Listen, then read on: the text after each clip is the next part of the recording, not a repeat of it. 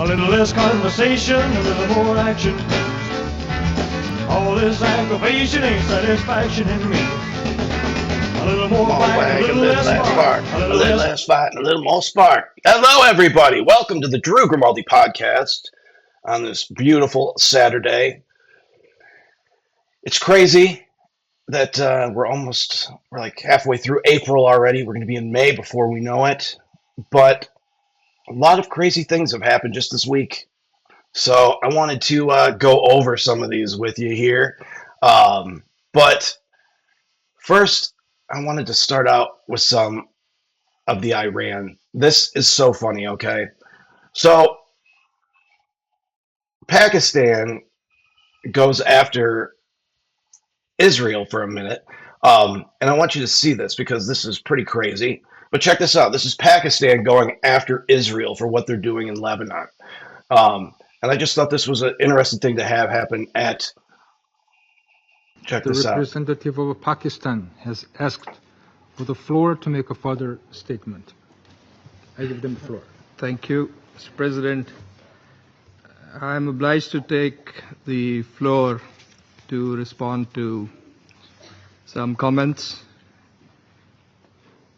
The representative of Israel perhaps did not listen attentively to all council members and other speakers in today's debate. And in our view, it is unacceptable, indeed ludicrous, for an aggressor, an occupier, a serial violator of UN Charter and international law, that is Israel, to abuse this chamber and disrespect the sanctity of this council.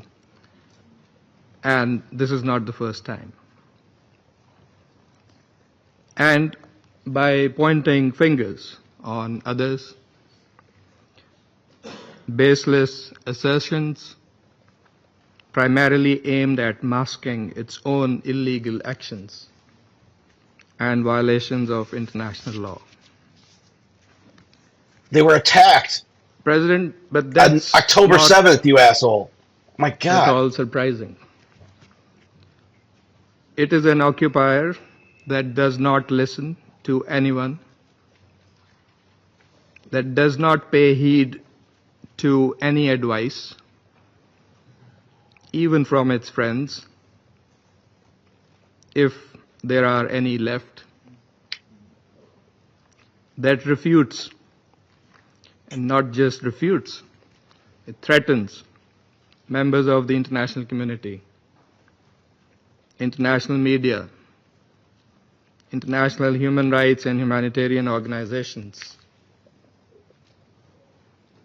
doesn't listen to the ICJ. The ICJ is a joke. It's been recognized as a joke of a court. The UN and its senior The UN's a joke. I mean, what are we talking about here? And it does that with impunity, shielded by its apologists who time and again acquiesce in its illegal actions and defiance of... So this guy, we're just going to stop there because this is so full of shit. But that was Pakistan. And I wanted to point that out because Pakistan is full of shit. But some of these have even aged from when I started this because we have a ceasefire. The ceasefire is open, and we have the Strait of Hormuz open, which brings me to my point that now that the Strait of Hormuz is open, now you have Keir Starmer saying he's going to send a delegation. He's going to send an army down to go open the strait once it's already open. Like, these people are worthless. We didn't need your help now. We needed it a couple months ago, but we didn't really need it. But CNN finally gives Donald Trump props. Check this one out here. It's crazy because you get to see the media as they make... Oh, this is a fantastic video. I'm glad I found this. In the White House. A person who plays a crazy person a lot on TV lives there. I'm Michael Smerconish in the Philly Burbs. Bill Maher said those words last spring after having dinner with President Trump at the White House. And then he added, which I know is effed up, it's just not as effed up as I thought it was. A hue and cry followed. Festivus ensued when Larry David satirized Maher in the New York Times under the headline, "My Dinner with Adolf." And in a choice between two of my favorite comedians, I stood with Maher on the theory that it's better to have dialogue and to break bread than to demonize. Maher was mingling with the President of the United States, and guess what? When the dinner ended, he went right back on TV and continued his biting analysis of Trump. And of course, the President eventually took to Truth Social to hit back at Bill Maher. The Maher dinner has been on my mind this week, watching Trump's Truth Social posts amidst the war in Iran. You've seen them by now. Easter Sunday, open the effing straight, you crazy bastards. And then on Tuesday, a whole civilization will die tonight.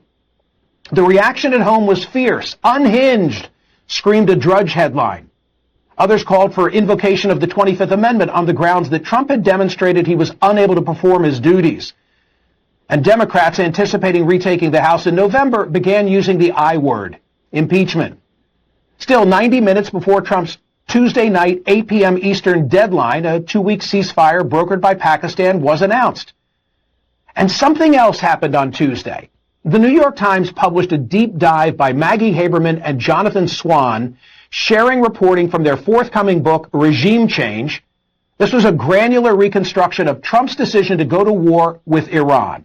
For example, Haberman and Swan didn't just summarize what happened on February 11 when Benjamin Netanyahu came to the White House to sell an attack on Iran. They detail what was said by each participant in the Situation Room and also exactly where in the room everybody was seated. By this account, Netanyahu and Trump were aligned in hawkish thinking, but there was skepticism raised by Trump's team. The following day, when the Americans met without Israeli counterparts, CIA Director John Ratcliffe told Trump that Netanyahu's regime change scenarios were farcical. Secretary of State Marco Rubio said it's bullshit. Vice President J.D. Vance was the most doubtful of the group. Quote, nobody in Mr. Trump's inner circle was more worried about the prospect of war with Iran or did more to stop it than the vice president. General Kane, chair of the Joint Chiefs, said the Israelis, quote, oversell their plans and are not always well developed.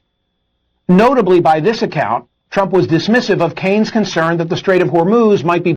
So time out there. So here's my point, is that he just broke down the fact that Trump, and he made it sound, right? But Bill Maher said that Donald Trump's not really the crazy person. He just plays one on TV.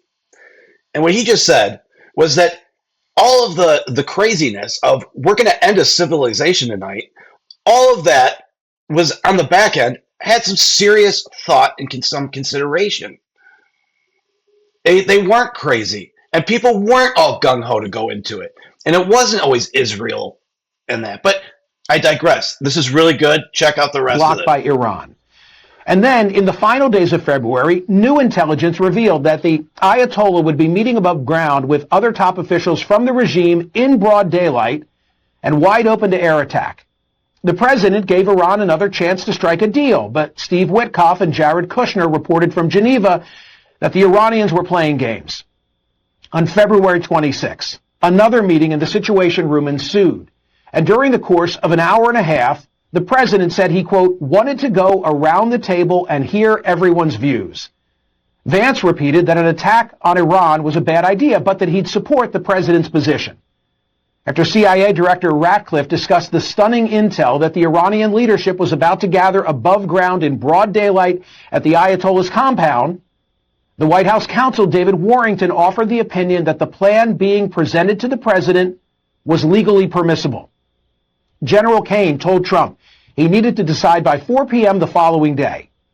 Aboard Air Force One the next afternoon, 22 minutes before Kane's deadline, Trump gave the order. Operation Epic Fury is approved. No aborts. Good luck. I don't think that the Times reporting was a result of leaks. I think the administration wanted this story in the public domain. In contrast to those offensive and intemperate Truth Social... So anyways, I said that was good, but that was enough of that. But I like the way that he broke that down, because essentially he brought up that you have a man that knows how to play a crazy person. And you got to be a little crazy to play a crazy person. But Trump does that very, very well. And that scares a lot of people, because they know that he's not bluffing. And clearly he carries a big stick. But I digress. We now have the European Union. They're telling their people in Europe to stay home to save fuel. This is insane. Is how can we reduce the demand? Because of course the least expensive energy is the energy that is not used. We should reduce demand while fully respecting the free choice of consumers. So we are looking at energy efficiency levers such as renovation of buildings or the renewal of equipment in industrial operations. These are some measures, but there are also other measures that we will present, or will be the core of the presentation of the communication next week on the table of the leaders.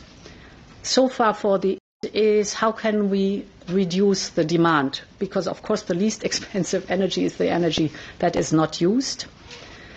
We should reduce demand while fully respecting the free choice of consumers. So we are looking at energy efficiency levers such as renovation of buildings or the renewal of. So she's essentially saying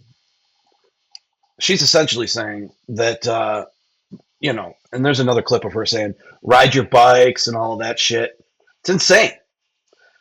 It's absolutely insane. But that brings me to my next one here. Starmer.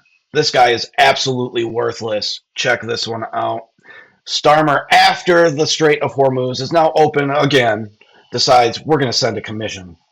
Trump last night and set out to him the views of the region here. These Gulf states are the neighbours of Iran, and therefore, if the ceasefire is to hold, and we hope it will, it has to involve them. They have very strong views on the Strait of Hormuz.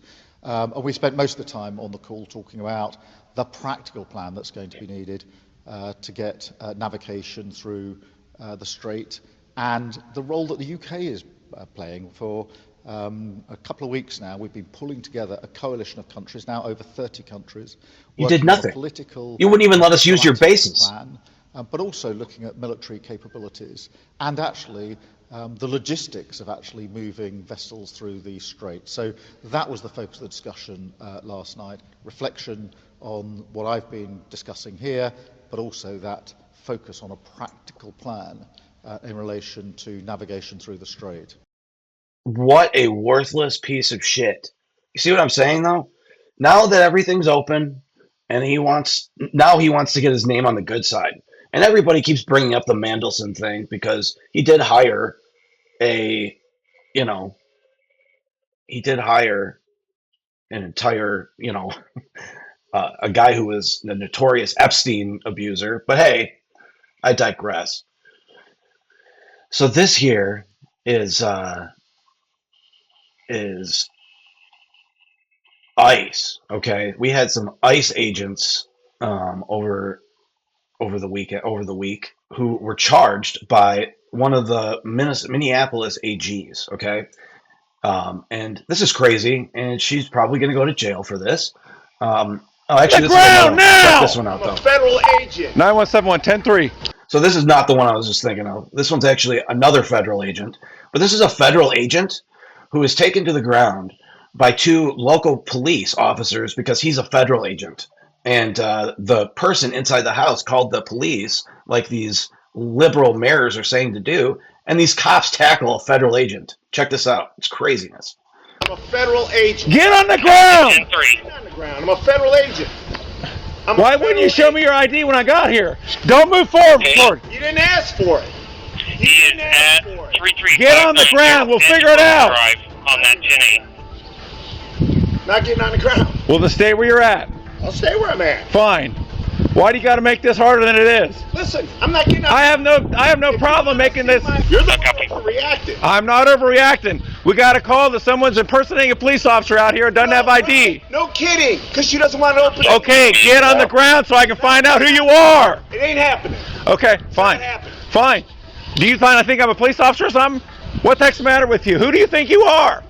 Get on the ground! I'm not getting on the ground. He's a federal agent, you dumb fuck. I'm not getting on 91-7, I'm pulling up. I got my ID. Do not reach for your waist! Keep your hands up! Keep your hands up! Why would I have an overlay? Get your hands up! Sir! Get on the ground! Face down! On the ground! Face down! Now! Face down! You guys gotta make a big mistake. You are making a mistake! Settle down! Face down! Now! All the way down! Don't do this! Wait a second, I got a medical condition. Get my license out of my pocket! We're getting you first! Wait! No! Hold on. I'm hyperventilating. Please! Wait, please, sir. I'm not. Would you please get my ID out of my left pocket? I'm begging you. My wife's please. It's right here. Please get it. I got one. Wait, those cops sir, help me up. are going to be Hold me working up. Sir, as fucking security guards. Sir, Stop resisting now! please help me. Sir, please get my federal cred. Get your taser out. No, don't do that, please. Don't make me tase you. Put your right No. arm behind your back. Put your right arm behind Help me up. Help me up. No, stand on the ground. Put your right arm behind your back. Let me breathe. I'm I'm gonna. Ow, don't do that. Okay, here. My God! It is cuffed! Please stop! Please stop, sir! My God! No, you're the one that's in the wrong. The cops know they're in the wrong. You can't be harassing the police. You obey commands. Sir, I was trying. No, you didn't obey commands. Sir, I'm with you guys, for Christ's sake. I'm a fucking federal agent. Who's your supervisor? What's his name? What's your supervisor's name? Hang on a second. The SAC is currently John McPherson, who's on his way out to retire, who will soon be rolling. I took the mag out. My God! This is crazy! You ought to be ashamed of yourself. Stand up. Stand up. Idiot! For crying out loud, you're a cop, you have an ass! No! Wait! And then they still arrest them because once they've gotten that far and they know they're probably going to lose their jobs, they might as well go the whole way. It's sickening what these liberal cities will do. Yeah, but this one here is the one that I was trying to find for you. This one here is, if it's maybe I messed these up here. Nope, this is it right here. Here you go. This is it. Today, our office is charged. So just to give the preface here. So this one here, this is the Minnesota AG saying that she's pressing charges against ICE agents for doing their job. Charged Gregory Donnell Morgan, an Immigration and Customs Enforcement ICE agent, with 2 counts of second-degree assault. There is now a warrant for Mr. Morgan's arrest, which allows law enforcement to arrest him anywhere in the country. Before I address the details of this case, I want to take a moment to talk about the timeline and why a charging decision was reached earlier in this case than in the shooting of Julio Sosa Solis and the killings of Alex Preddy and Renee Good. I know the community is following the decisions of this office very closely, and I want to be transparent on why these situations are developing at different speeds. This case followed the typical investigation and submission process for cases coming to our office. The Minnesota State Patrol received a 911 call from the victims, who had a gun pointed at them by the driver of a vehicle who pulled up. Okay, they had a 911 call because they were illegal immigrants fleeing from ICE agents. So that's why they were getting chased down by the ICE agents, who were clearly ICE agents, but continue. Next to them illegally on the shoulder. The State Patrol was able to investigate thoroughly, identify Mr. Morgan, and conduct an interview with him at the Whipple building. After finalizing the investigative case file, the State Patrol submitted the case to our office for potential charges. Virtually none of the obstacles around evidence collection that exist for the January shootings exist in this case. On February 5th, Mr. Morgan was driving illegally on the shoulder of eastbound Highway 62, or the Crosstown, just past the Portland Avenue exit, appearing to attempt to bypass slower traffic. The victim who was driving briefly moved their vehicle into the shoulder to slow him down. Mr. Morgan was driving a rented SUV with no markings or other features to indicate that it was an... You hear that? That he tried to slow him down. Okay, so they clearly knew it was an ICE agent, and they tried to interfere with an ICE agent. And yet here they are. You get bull dykes like this that think that they are above the federal law. She's going to get in trouble for it. She's going to get in trouble. She's going to get hit, slapped with this obstruction of justice because these ICE agents are out there trying to get rapists and murderers. And these people like this Bull Dyke is the one holding everything up. ICE vehicle. After the victim's vehicle moved back into the legal lane, Mr. Morgan sped up to pull alongside the victim's vehicle. Mr. Morgan then visibly slowed his vehicle to match the pace of the victim's vehicle, opened his window, and pointed his duty weapon directly at both victims in the other vehicle while continuing to drive illegally on the shoulder. Both the driver and the passenger in the victim's vehicle felt threatened by Mr. Morgan's. Oh my God, they felt threatened because the driver called 911. Oh my God, they felt threatened because they put themselves in front of a federal agent and a criminal? Oh my gosh, they felt threatened? I can't imagine why. Get the fuck out of the way. 911, while the passenger began to video the SUV when it pulled into the lane in front of them. On February 6th, State Patrol investigators conducted a voluntary interview with Mr. Morgan and his partner, who had been in the back seat of the rented SUV at the time of the incident. During the interview, Mr. Morgan admitted that he was driving the rented SUV, and he and his partner were headed to the Whipple building to end their shift. Additionally, he admitted that he drew his firearm after the victim's vehicle had already rejoined the normal flow of traffic, corroborating details from interviews with the victim. The State Patrol retrieved video of the incident from highway cameras, which is also consistent with the details of the interviews. We have charged Mr. Morgan with 2 counts of second-degree assault, 1 count for each victim, for threatening the victims with a dangerous weapon. Second-degree assault with a gun has a presumptive sentence of 36 months in prison. Mr. Morgan's conduct was extremely dangerous. They can't think that this is going to hold. Driving I mean, like, you're nobody, honey. Of your moving vehicle at the victims who were in another moving vehicle could have she's led just making shit up. She's not even telling the truth of the incident. In a community that has already suffered too many. I want to thank the Minister suffering because of people like her for their investigative work on this case and for submitting it to our office for charging consideration. Yeah, people like that should be nowhere near public office.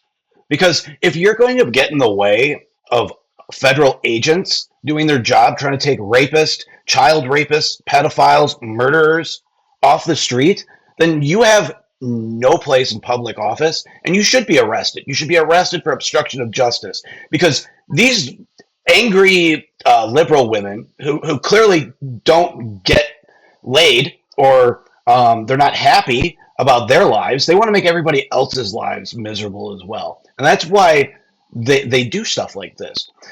Now, that woman, she's clearly unhappy with her own life, but it was probably the Renee Good story that got her all hot and bothered under the collar. And the truth of the matter is, again, you look at all the facts, the ICE agent actually could have done a lot worse. Thankfully, nobody was hurt worse than just him getting clipped. But obviously she died. But you can't run over an ICE agent. If I ran over a federal agent, it doesn't matter what color skin I am, who I am, what sexual orientation I am, I'm going to get shot too. So that's my point. So I'm continuing on. We had RFK. Oh, this is great too. So here is Stephen Miller on the fall of Eric Swalwell. Here, has the president said anything about Swalwell? I don't know if he said anything. Has he been following that? Why, has he had a bad week, Jesse? I haven't been watching. You might be busy with bigger matters of war and peace. Couldn't have happened to a better person. But look, here's the most important thing if we have 10 seconds on this, and I'm sure you would agree with this. The most important part about this story, and look, Swalwell is a scumbag. He is a terrible person, the worst of the worst, the lowest of the low, the most dishonest and the most dishonest. But the real story here is how the Democrat Party controls its members through blackmail. It's got a blackmail file on all of its politicians, and it uses them to leverage and control them until it's time to release it. That is how sick and twisted the Democrat Party is. That's the next thread we've got to pull out here, Jesse. All right, it's a dangerous business. We'll see how it shakes out. We have you here. It's true, though. That's how they operate. And you do one thing that the Democrat Party doesn't want you to do, and all of a sudden, Here is Hakeem Jeffries on CNBC, also getting ruined like his counterpart, the Buttigieg, Pete Buttigieg. Of disagreement whether Wall Street and Main Street are always aligned, but at least we know that the corporate profitability and the economy and profit margins are reflected in what happens in the averages. So in other words, if we're facing a recession, it's unlikely for the stock market to be doing well. We can look at the bond market as well. So I just wanted to show you a couple of charts. One is the S&P, one is the NASDAQ. We're back to all-time highs, basically, on most of the averages. You can see that when the tariffs were enacted, that's in the middle of the chart. There was a sell-off, quick rebound, and the same sort of situation happening now. Same with the NASDAQ. And then also, I just want to show you quickly the 10-year note, or interest rates. Go back for the same period of time, and inflation is not where the Fed wants it. It's not where anyone wants it. But you would normally see, if there was a true crisis, you would normally see some type of panic or angst in the bond market. So just in terms of Wall Street, you would not know things are going very poorly the way that you describe it. Things are going pretty well. Well, actually, I talk to corporate leaders all the time, and they're incredibly concerned with the instability and the uncertainty that Donald Trump and Republican policies have created. Because as you know, Joe, it's impossible to make sound investment decisions when you have such an uncertain, unstable public policy environment, which Donald Trump has continued to put forward in terms of the way in which he's conducted himself. And so that's highly problematic. And the reality is, at the end of the day, for the American people that we all are privileged to represent here in Congress, that, for the investing class under Donald Trump's policies, including his one big ugly bill, which enacted the largest cut to Medicaid in American history at the same time that these my colleagues, provided massive tax breaks to their billionaire donors, the investor class is doing well. The problem is the working class is not. And Donald Trump promised to focus on making life more affordable for working class Americans, and in that regard, all evidence indicates he has failed. Hakeem Jeffries is retarded. They groomed him to be the next Barack Obama, and my gosh, he is the Temu dollar store Obama, if I've ever seen one. He's retarded. All he says, look how bad the economy is. Really? Everything around, all the indicators says otherwise. Like, you're not making any sense. The Democrats don't make sense when they talk about things not going well for the economy. Economy-wise, things are going really well. And it fucks them up because they want to blame the whole Biden years on COVID. That's their newest thing. They want to blame COVID years for Biden's inflation. And it's not true. It's how he handled it after the fact is what caused that. But I digress. Now I wanted to get into some of these here. Before I get to some of my Haiti talk, let's get to RFK Jr. RFK Jr. Was in front of Congress testifying. Check this one out. Listen to the amount of fraud that he talks about that they found. This is wild. I mean, we saw during the Biden administration, my predecessor actually instructed people in my department to end program integrity. So we had 80 people in my department when Secretary Becerra came in, were assigned to do program integrity for these programs. these state programs, and he fired all but 6 of them. So that stopped. And they specifically told people in my department, don't worry about fraud, worry about enrollments. They changed the policy to a policy of our payment policy, to a pay and chase policy, so that even claims that we knew to be fraudulent, we would pay and then later go back and try to claw back that money, which incidentally never happened. We have now changed those policies. We are investigating the fraud, and I'll give you one example. In Minnesota, for applied behavioral analytics, which is treatments for autism, kids with autism, we were expecting to pay $7 million a year for that program. We ended up paying almost $300 million. The difference is fraud. And we're seeing that now, that money was being, some of it was being sent to Al-Shabaab in Somalia. We have now impounded payments to Minnesota because they, for 1 quarter, about $350 million, because they've refused to give us receipts. And we've said we're not going to pay until you can show us the receipts. Think about that, all that fraud. And think about what he just said. They were just letting anybody open a hospice care in California. They were just letting anybody open up a daycare for autism. It's disgusting. That's what these people are. And then the Democrats, after 4 years of Joe Biden and hiding his mental illness, they like to try to be like, well, what about Trump's mental illness? What about Trump's mental illness? It's just a joke. It's all theater. They know he's perfect. Mr. Secretary, you are the nation's top health official. And I want to talk to you today about the president's mental health. On April 5th at 8 o'clock in the morning of Easter Sunday, President Trump posted this statement on social media. Tuesday will be Power Plant Day and Bridge Day, all wrapped in one in Iran. There will be nothing like it. Open the fucking strait, you crazy bastards, or you'll be living in hell. Just watch. Praise be to Allah, President Donald J. Trump. An American president used the F word in a Sunday morning message that was seen by millions of people. Mr. Secretary, does this raise concerns for you about the president's mental health?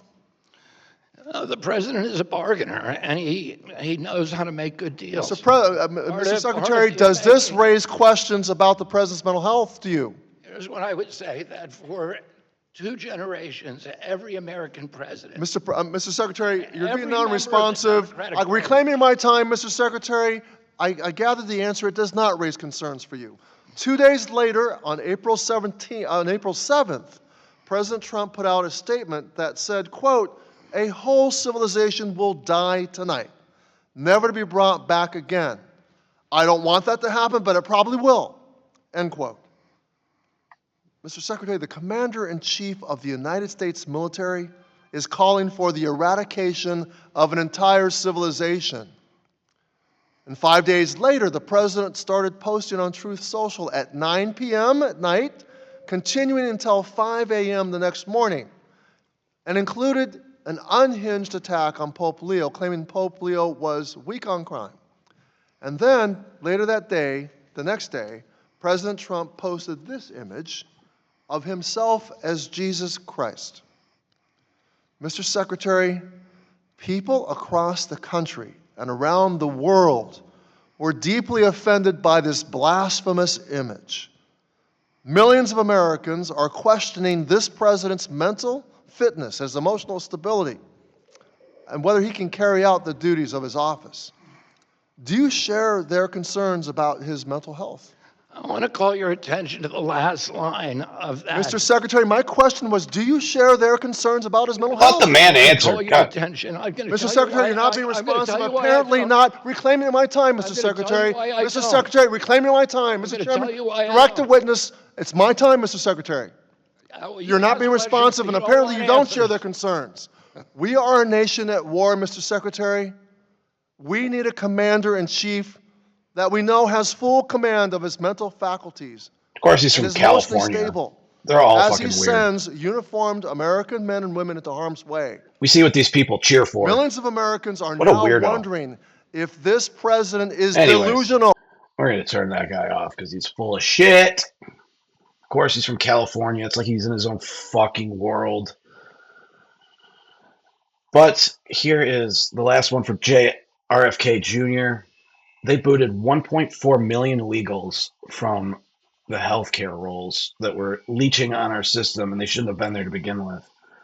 But Democrats kick and scream. Next 10 years. So over $1 trillion comes out over the next 10 years. Report after report says 15 million people could lose their health insurance. How is that a cut? Okay, let's talk about that is only a cut in Washington, D.C. Have you met with any of the 1.4 million people who have lost their health insurance just this last year from dropping off of Obamacare? Have you sat down and talked to those folks about the fact they won't have their health insurance again? They're almost all illegal immigrants.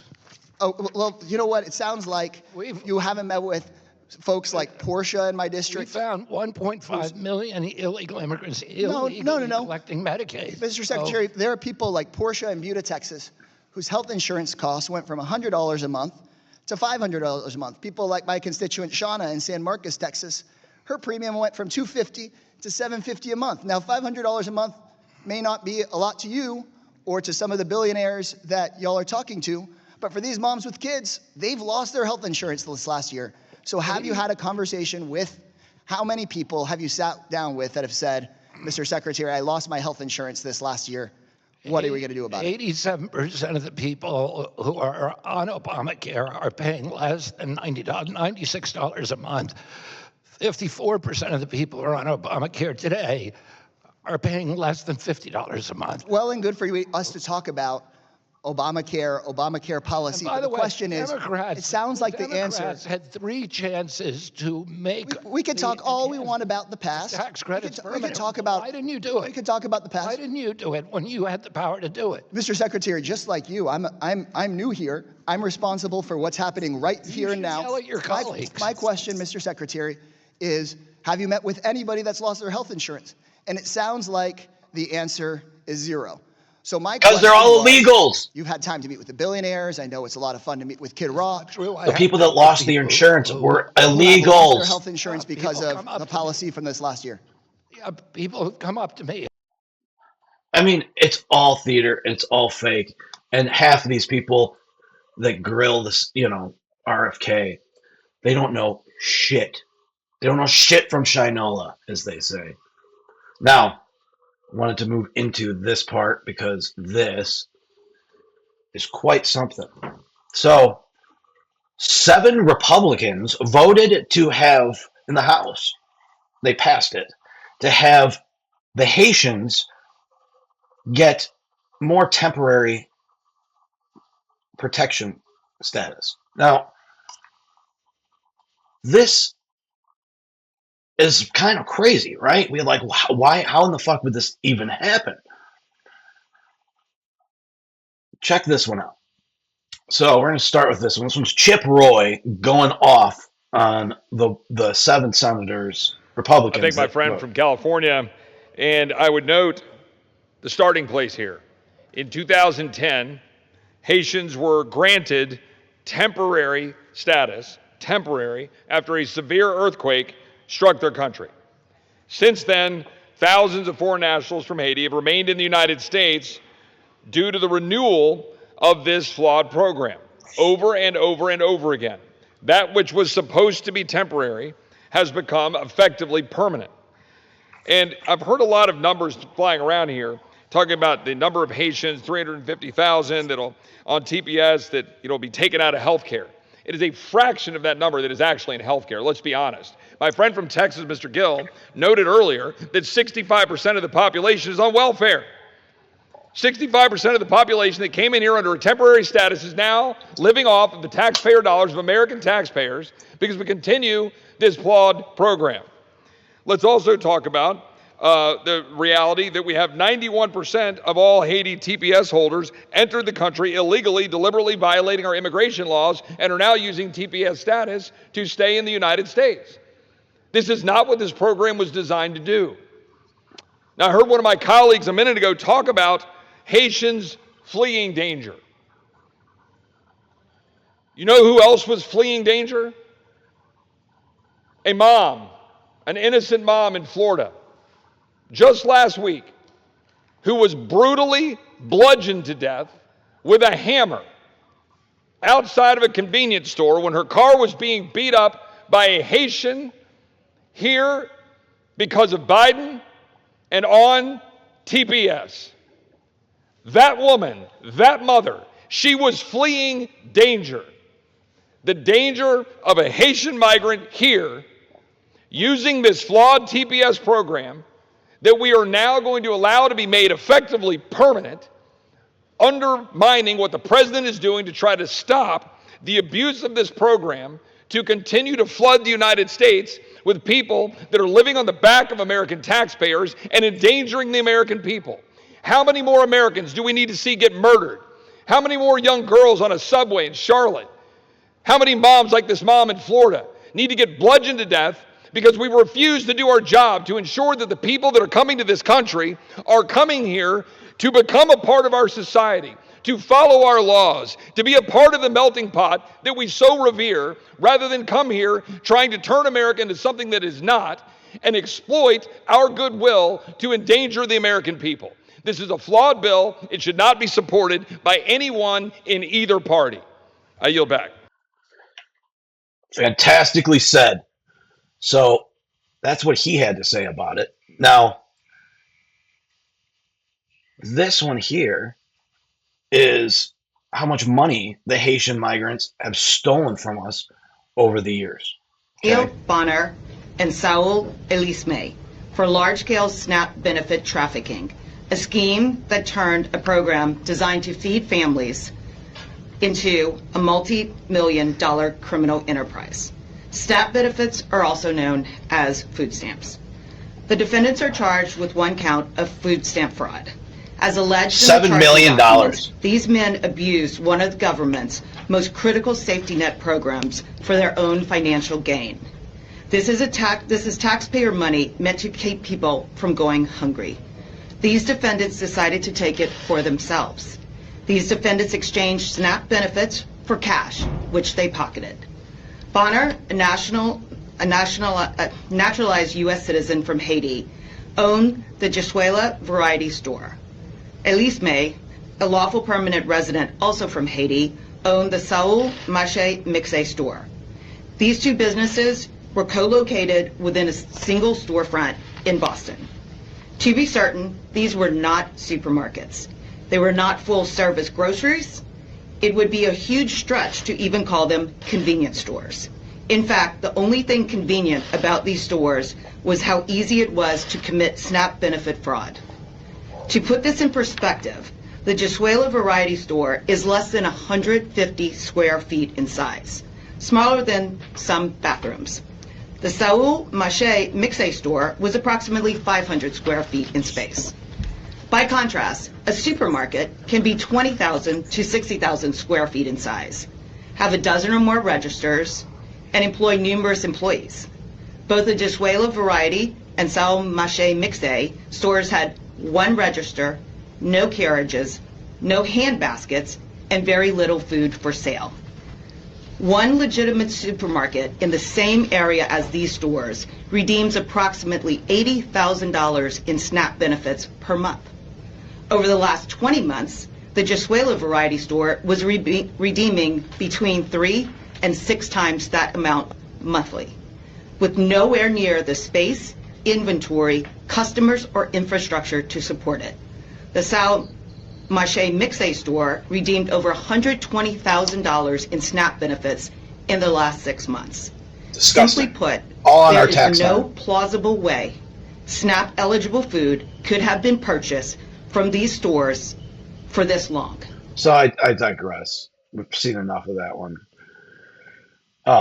But going back to the temporary protective status, this is what they do. They come here, they do fraud, they get kicked out, and nobody stops them because for Democrats, like, applaud it. They want them to come here because all that fraud money eventually gets laundered back to the Democrats in one form or another when they try to keep them and protect them for their votes.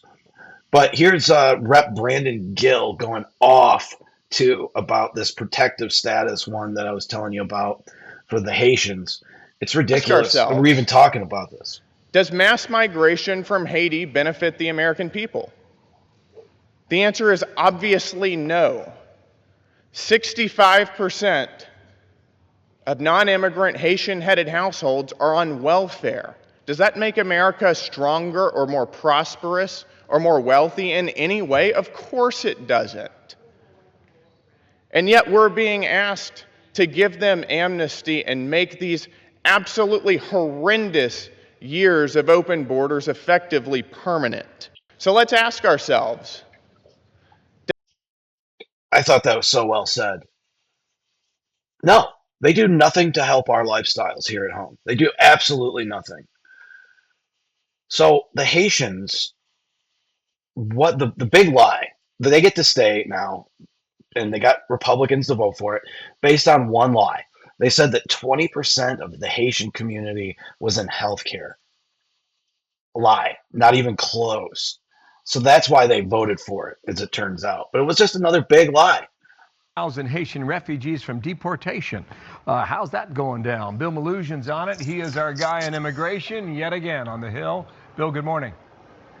Bill, good morning to you as well. The House will be voting later today on a bill that would extend temporary protected status for those Haitians for another 3 years. And there is all sorts of outrage on the right this morning after 6 House Republicans voted with Democrats yesterday to advance this legislation, voting on a motion to move it forward. Now, that motion passed because of the help from these Republicans, and some of them explained themselves in posts on X. New York Congresswoman Nicole Maliotakis wrote in part, quote, "These are Haitian immigrants who are working, paying taxes, and contributing to our economy. To strip them of their status and deport them to a country in peril would be uncompassionate and misguided." But other House Republicans who are hawkish on immigration are not happy with this. Texas Republican Congressman Brandon Gill writing, quote, "It is an abomination that any Republican would vote to extend TPS." Pennsylvania Congressman Scott Perry wrote, quote, "6 Republicans teamed up with Democrats to allow backdoor amnesty for hundreds of thousands of Haitians who came into our country illegally, betraying American citizens." Well, House Democrats now feel wind in their sails, and they are urging the House to extend Haitian TPS when they vote today. Haitian TPS holders are parents. They are most definitely caregivers. Here comes the tears. They're small Oh, business owners, fucking healthcare cares. providers. Go home. They are the essential threads in the fabric of our communities. They're eating our cats and dogs. 1:30 p.m. later today. We'll be in there, of course, keeping an eye on it. Bill, we'll send it back to you. Thank you, Bill. Nice to see you on the. So I digress. They're eating our cats and dogs, and these people are just sitting there like, duh, they're part of the healthcare community. It's stupid. It is stupid. This is more Bill Malusian, I believe. Oh yeah, this is what these are the Haitians coming over here. Look at this. Remember this one? Guys, what you're looking at right now is the U.S. side of the Rio Grande. That is a mass of several hundred illegal immigrants who have just crossed the Rio Grande. And look at this, several hundred more streaming across as we speak. We're on a boat in the Rio Grande. This is the Mexican side of the river right now. You can see it's a never-ending stream. Hundreds of people crossing the Rio Grande. All Haitians. Basically every hour. And like, it's ridiculous. This is during the Biden regime. You can see in the background. And they don't want us to deport anybody. This is why the situation under the bridge continues to deteriorate. This is insane. The federal government has to wake up. And they never did. They never did. It is crazy. The whole thing's crazy. The whole thing's crazy. But those were all the Haitians trying to just get there. And how did they get there? They had to get there somehow by boat, by other means of transportation. But it's crazy. It's absolutely crazy. But the Democrats, they are protecting these people based on a lie that most of them were in healthcare. So, Congresswoman, congratulations. Tell us, how does it feel to have just passed the discharge petition that's passed the House of Representatives for Haitian temporary protected status? Well, it's a legislative victory, that I could say technically has been many, many weeks in the making, but actually has been many years in the making. And so, I'm elated that 360,000 Haitian nationals whose lives hang in the balance. They've been managing such uncertainty. They feel a little bit more hope today about what is possible. It's a testament to my team, who's been exhaustive in their efforts, our strategy, a very robust and intentional whip effort. And feeling very encouraged. And what are some of the challenges you faced? And if you were going to do it over again, if you had another discharge petition, or if one of your colleagues had a discharge petition, what's some of the advice that you would give them on the front end? You have to build a coalition. So we had a national coalition of partners in labor, like SEIU, faith-based partners like the Archdiocese, the Catholic Church, immigrants' rights and community-based partners like IFC, Haitian Bridge, Forward US, just to name a few. It was really a national coalition.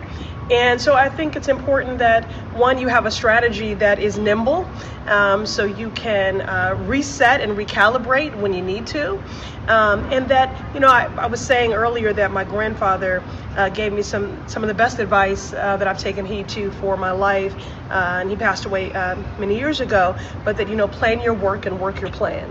And so I was just head down in working the plan and not getting distracted by anything, not getting discouraged. Another friend of mine said that activism is organized storytelling. And so it was just really important to continue to amplify and lift up the stories of our Haitian neighbors and to highlight their contributions to culture and community, to workforce, to economic development. And I just didn't quit. And I'm so grateful to colleagues that I enlisted in my whip effort, colleagues from New York and Florida, Ohio, and Pennsylvania that have large Haitian constituencies. Also leaning on Republican colleagues on the Ways and Means Committee who supported the bipartisan Haiti Hope Health Act, who believe in the need to stabilize Haiti and wanted to be a trade partner. And I appealed to them and said, well, you can't further compromise a nation that is in a process of rebuilding and send 350,000 people there. So for some people, they were moved by the fact that we have a caregiving crisis. Secretary Kennedy of Health and Human Services had stated that, and 1 in 5 healthcare workers are Haitian. 1 in 4 of our long-term healthcare workers are Haitian. That was a point that was deeply resonant for a lot of people. That's not true. Because like if you don't accept temporary protected status, 0.5. People's work authorizations are immediately null and void. Those positions are immediately empty. And then, of course, the humanitarian piece of this. This would separate families and send people back to a country that's been ravaged. It would send them back together. Country, but one that's been ravaged by political instability, corruption, natural disasters, gang violence because of guns being trafficked from the U.S. to Haiti. But that's all they have. That's all the Democrats have, is they lie. Is that they got to make up statistics. They got to call you a bigot. They got to redefine terms, like we saw during COVID when they changed the definition of what a vaccine is, just so they could push the experimental vaccine that killed 100 people, 1,000, hundreds of thousands of people, the clot shot. These people will push their lie, and it's be really curious to see why exactly those Republicans voted for that. And I would guess that had something to do with money. Probably some of their constituents that are voting for them are Haitian. You never know. And a lot of these guys, they just want to get reelected. So they try to save face every now and then instead of sticking up for what's right. And so we just pray that that God gives people the strength to keep doing what's right and to stand up for what is right and just. Because having these people come over here and have them mostly be on welfare that us, the working people of America, have to shoulder that burden, I was reading today that Europeans that they pay a lot less in NATO funds to than like America pays about 60% of NATO costs. And so you have these European countries that allow their citizens to take a month off a year of paid vacation. And I'm sitting there thinking, as an American, there's not many Americans that get that luxury. And it's all because we're sitting here working our asses off to pay for these stupid fucking programs like transgenders in Uganda and all this crap that the Democrats push that is just meaningless bullshit. And I always find too that anytime you look at those types of things where they send money for that kind of stuff, it's all bullshit that was just federal money, taxpayer money that was funneled back to the Democrat Party. It was laundered money. And that's what we found out. But that's all I got for you guys this week. God bless every single one of you. Thank you so much for listening. We'll be back next Saturday at 11 a.m. with author Dennis Brennan. He's going to come back on. And I hope you guys have a great week. God bless. Keep the faith and get out there and talk shit to a liberal today.